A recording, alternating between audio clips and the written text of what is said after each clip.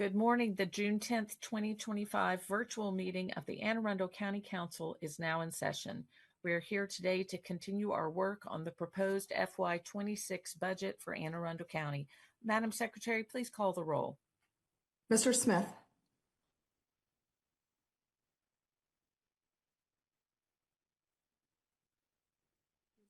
But we'll see if he responds. We'll keep going. Ms. Pickard. President. I'm present. I'm sorry. It was not clicking off for me. Sorry about that. Thank you, Mr. Smith. Mr. Volke. Present. Madam Chair, Ms. Hummer. Present. Ms. Fiedler. Present. Ms. Rodman. Present. Ms. Ledbetter. Present. Legislative Council Meredith Beach. Present. And Madam Acting County Auditor Brenda Cotruela. Present.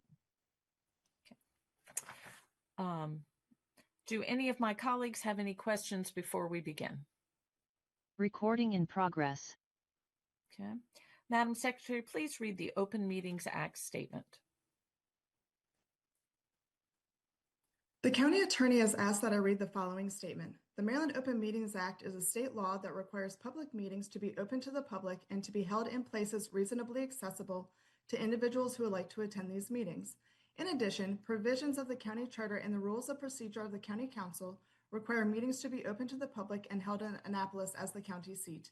The virtual format of this meeting of the county council includes alternate accessibility features that the Open Meetings Act Compliance Board and the courts have reviewed and approved, such as having a call-in phone number that allows anyone with a telephone to call and listen to the meeting, broadcasting the meeting with video and audio on cable TV and on the web, allowing written comments from the public to be filed with the clerk and considered by the council, and now allowing the public to call in via Zoom and testify live.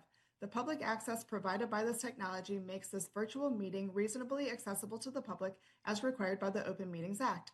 In addition, and for all of the same reasons, it is not necessary to suspend the rules of procedure of the county council that apply to public participation and reasonable seating for the public or media or the location of council meetings. These rules have been deemed satisfied and do not need to be waived in order for this meeting to be held. All right. May I have a motion that the partial reading of any bill, resolution, amendment to a bill or resolution, or minutes constitutes the reading of the whole? So moved. Second. Do I have a second? Second, Allison Pickard. Okay. All in favor? Aye. Aye. Aye. Aye. Opposed? The motion carries. Madam Secretary, please read the title of Bill number 3325. Bill number 3325, an ordinance concerning annual budget and appropriation ordinance of Anne Arundel County. Okay. Is there any discussion? Madam Rodman. Chair? Yes, ma'am. Oh, thank you. Thank you. I would like to make a motion to reconsider the vote on amendment number 54. Okay, there is a motion to reconsider the vote to amendment number 54 to bill number 3325. Is there a second? Second. Okay. Madam Secretary, please call the roll on the motion to reconsider the vote to amendment number 54 to bill number 3325. Ms. Fiedler. Aye. Ms. Rodman. Aye. Ms. Ledbetter. Aye. Mr. Smith. Aye. Ms. Pickard. Nay. Mr. Volke. Aye. And Ms. Hummer. Aye. 6 in the affirmative, 1 in the negative. The motion to reconsider the vote on amendment number 54 has passed. Madam Secretary, please read amendment number 54 to bill number 3325. Amendment number 54 reduces contractual services by $156,000 for the Discovery Village boat ramp lease. Let's see. So this is a reconsideration of our amendment yesterday around the Discovery Village boat ramp. I stand by what I said yesterday, that I want to look at the best ways to maximize our limited water access dollars. I believe other members had a chance to look at the lease yesterday, so I appreciate everyone taking another look. Mr. Volke, you are the co-sponsor, if you would like to add anything. Nope, you did great. Thanks. Okay. Is there any other discussion? Ms. Rodvian, as the one who made the motion to reconsider, if there's anything you want to add? I just wanted to say I had a little bit more time to look at the whole lease and learn a little bit more about this situation. Okay. Any other discussion? Not seeing any flags. Okay. Madam Secretary, please call the roll on amendment number 54 to bill number 3325. Ms. Fiedler, Aye. Ms. Radbian, Aye. Ms. Ledbetter,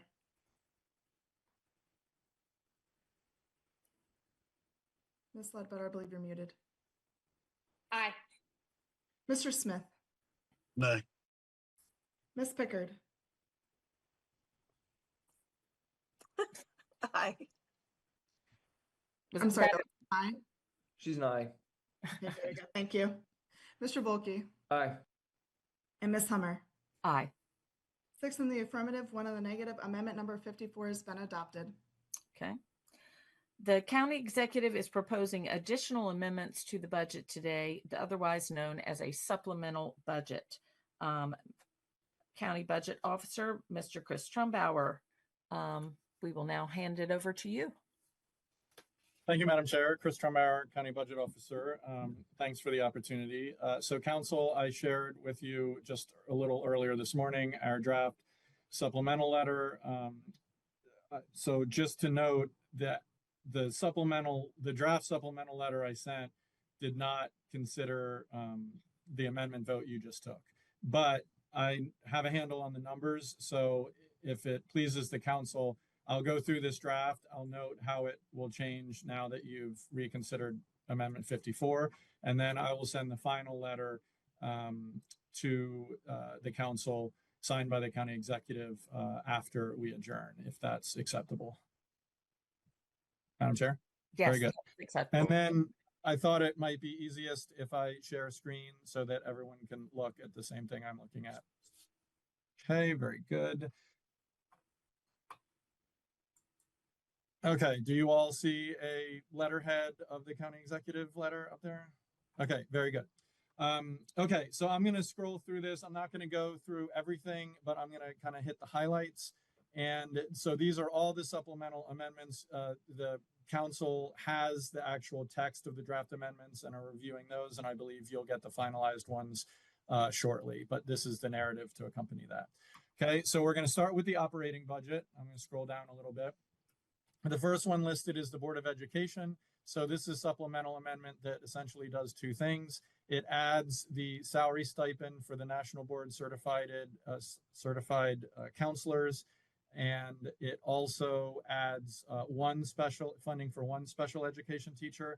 But considering the action you just took, we now have enough funds that in the final version, this will be two special ed teachers positions.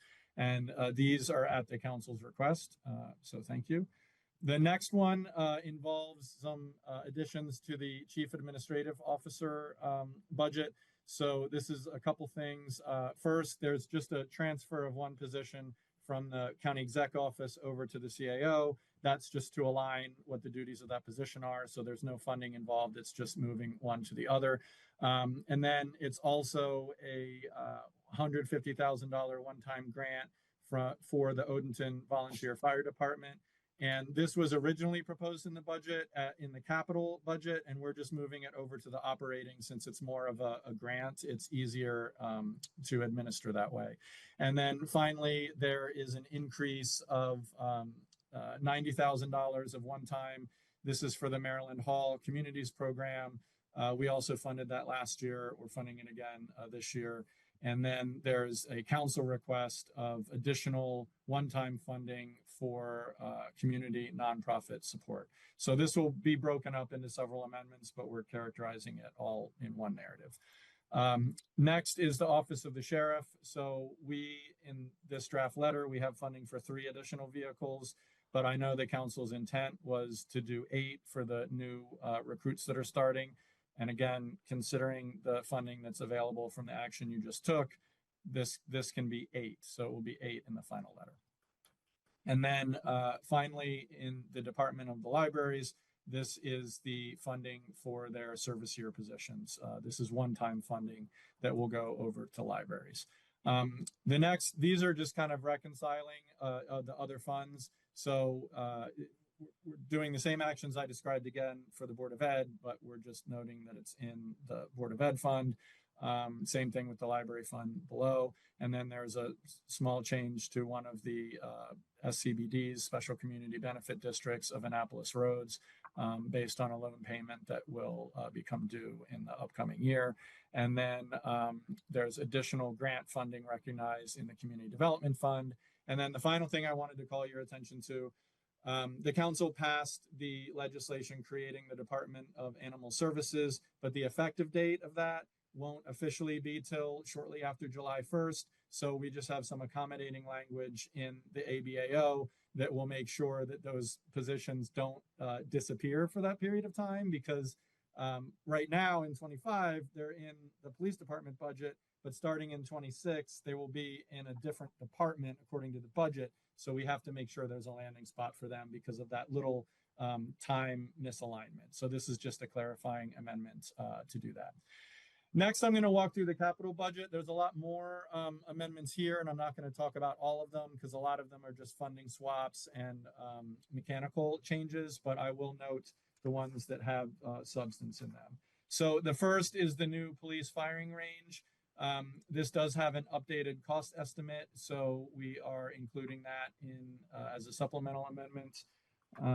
If I skip down to this table, this shows you all of the actions that the council took yesterday on the capital, and this is the available funds that are being used for all the supplemental amendments to follow.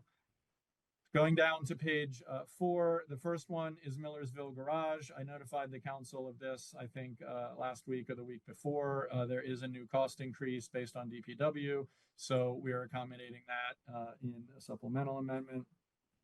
The next one is a council request. This is $500,000 of additional funding to go into park renovation for the backlog of maintenance and repair work.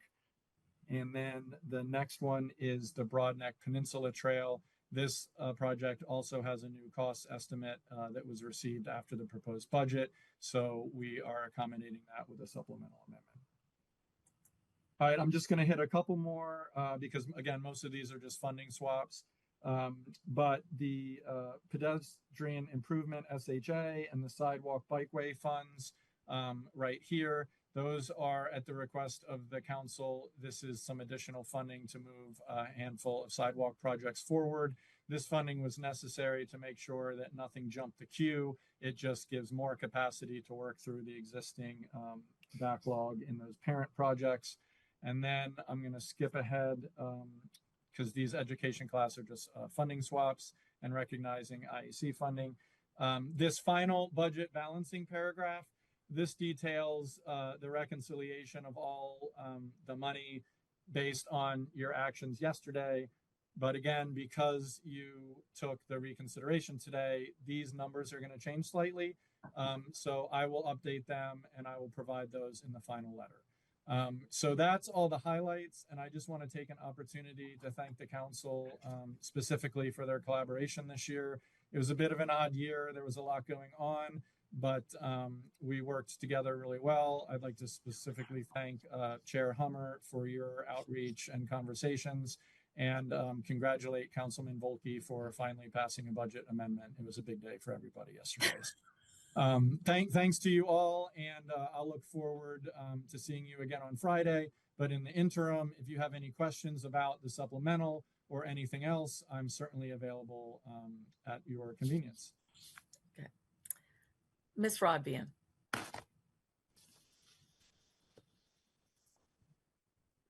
Thank you. I had a question on the letter that you were just sharing. Is it possible to put that back up for just one second? Absolutely. Thank you. Is it back? Yes. All right. Let's see. So if you could go back a page, and maybe there was a little chart. Oh, this one. Yes. You were showing. Yes. Okay. Yeah. Right there. Okay, so there's a couple line items here.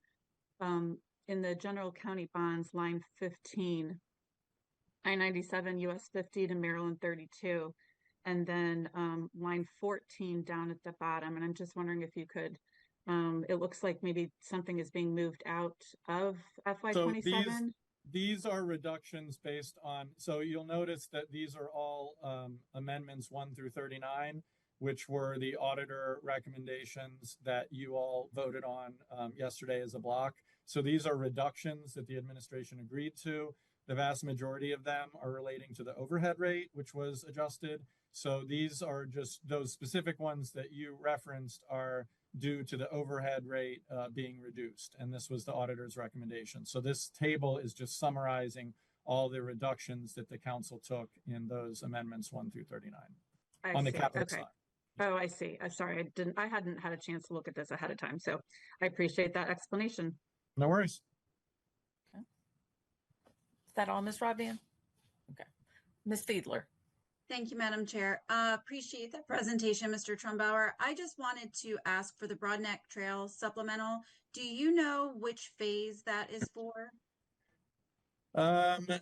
It is, I have a very long email about it that I will be happy to forward to you, but I don't have it queued up, but it is whatever phase they're working on, and they did some new environmental work and soil testing, and there were a number of things that contributed to that cost increase in the construction estimate. But I will get that information on the phase to you.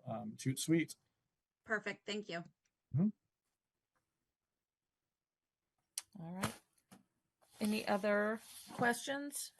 I'm not seeing any other hands. Okay.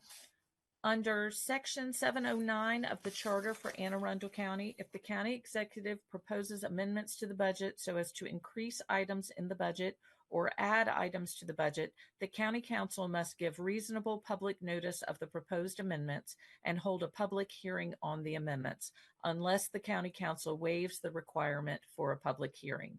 It takes 5 votes to waive this public hearing. May I have a motion to waive the public hearing required by Section 709 of the Charter? Rodvian, so moved. Second. Okay. Madam Secretary, please call the roll. Ms. Fiedler, Aye. Ms. Rodvian, Aye. Ms. Ledbetter, Aye. Mr. Smith, Aye. Ms. Pickard, Aye. Mr. Volkey, Aye. and Ms. Hummer. Aye. 7 in the affirmative, 0 in the negative. The motion to waive the public hearing per Section Charter 709 has passed. Okay. Is there, the motion to waive the public hearing required by Section 709 of the Charter has passed. A hearing will not be held. However, public notice and copies of the supplemental budget will be provided on our website following this meeting. Is there any other business any council member would like to bring before the county council at this time? Seeing no movement, may I have a motion to adjourn? Motion to adjourn, Allison Pickard. Second, Ledbetter. Okay, all in favor? Aye. Aye. Aye. Opposed?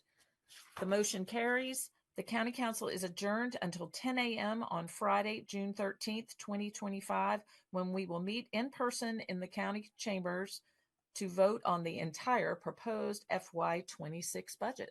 Thank you all very much. Have a good day.